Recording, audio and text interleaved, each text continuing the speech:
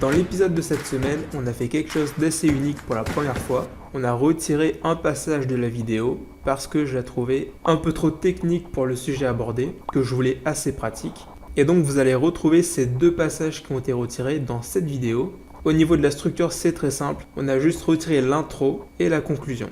Donc dans cette vidéo, vous allez retrouver le passage où je parle d'Ahref et pourquoi je vous ai montré le suivi des encres avec Xmind.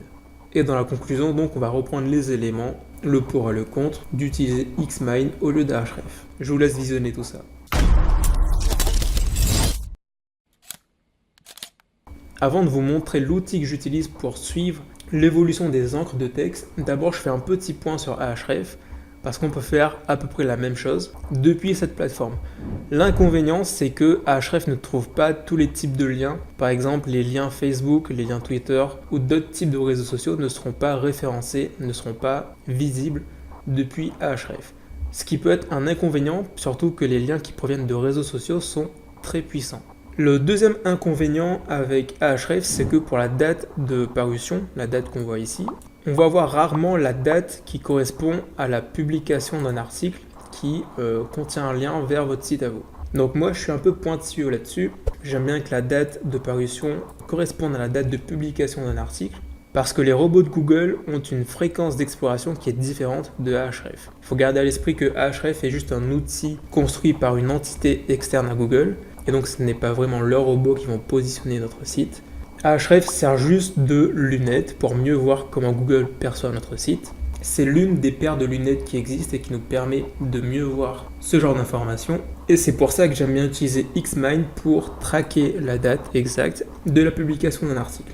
Avant ça, je fais une petite parenthèse avec un autre outil de substitution à Ahref. Ahref qui demande un investissement mensuel. Avec openlinkprofiler.org, c'est pas la peine de payer, en tout cas pour un certain nombre d'utilisations, vu que c'est un outil freemium, c'est-à-dire qu'une partie est gratuite. Et donc là, si je reprends l'exemple avec marmiton.org, eh bien je vais avoir ici le même type d'information, donc le site qui contient un lien vers marmiton.com, vers quelle page ça pointe. Et ici, donc là, c'est un peu hors du champ de la caméra. Ici, on a la date de parution, la date de détection de l'article. Donc voilà, ça peut être une bonne alternative pour vous si vous n'avez pas les moyens de prendre Ahref ici.